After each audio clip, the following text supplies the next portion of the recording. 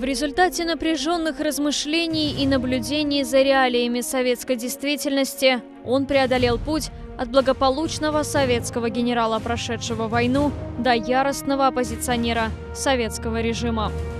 Он не был, что называется, паркетным генералом.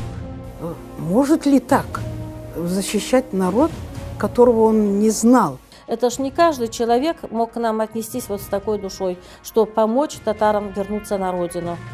Его солидарность и участие в борьбе крымских татар за национальное равноправие стоили ему очень дорого – свободы и родины. Я не сомневаюсь в том, как и любой человек, он, видимо, обращался в свое детство, ценности вот своего украинского народа. Это был кристально честный человек.